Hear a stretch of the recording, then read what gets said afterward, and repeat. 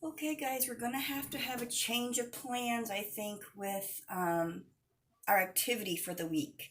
So I've created a new scavenger hunt. See if you can see it. So apparently it's going to rain for the foreseeable future, so we can't get out maybe to find the items I had on yesterday's list. So we're going to do it with a new list. It's things you can find around your house. Spoon, a small ball, a small toy car or a little plastic doll like a Barbie. Nothing with batteries because we're going to do an experiment and it can't have batteries, just a plain, normal, small toy car or a small plastic doll like a Barbie. An apple, an ice cube, a pencil, a crayon, a small bowl, something like maybe you would eat your cereal out of. Um, Make sure it's plastic. I don't want you guys getting into your mom's good china um, and possibly breaking one of her bowls.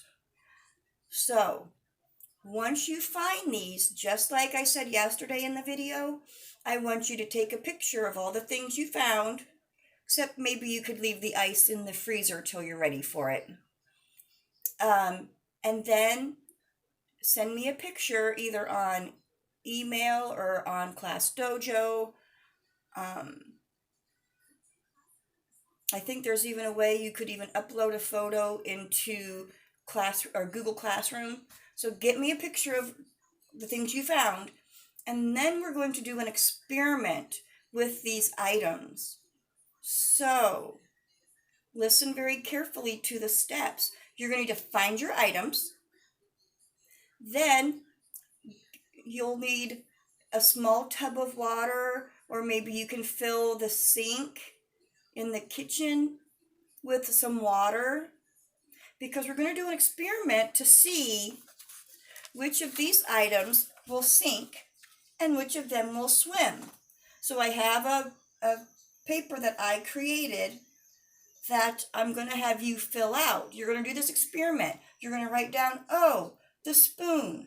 I think the spoon is going to float. And then take that spoon and put it in the sink of water or the tub of water and write down, did it really swim and float on top, or did it really sink and land on the bottom?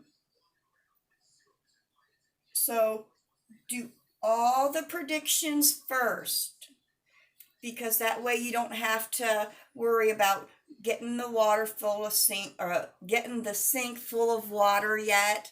You won't have to worry about the ice cube melting.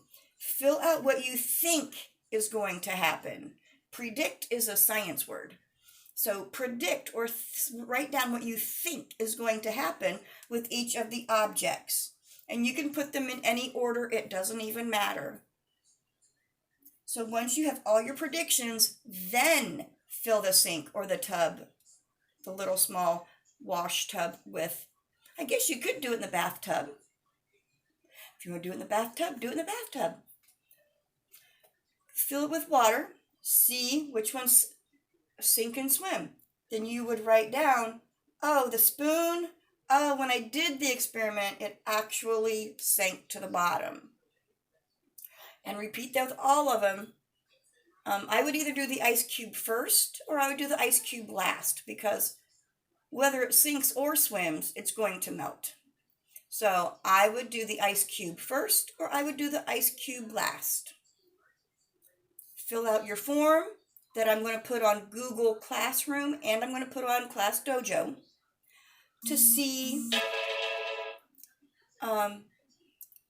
which one works and which one or which one floats and which one sinks. So I hope you have fun with this activity. I had a really super fun one. I'm going to have to adapt it a little bit for tomorrow. Or maybe I can wait and see if we get some sunshine on Friday. Because if we get some sunshine, I have a really cool kind of science art experiment thing that deals with shadows. But I need the sun for it to be the most effective. Um, so hopefully, pray for some sun so we can do that one. Otherwise, do this assignment. I'm giving you 2 days to get it done. So, what is today? Tuesday? So, this won't be due until Thursday.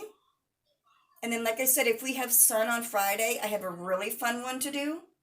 If there is no sun on Friday, well, I have an idea how we can adapt the shadow activity.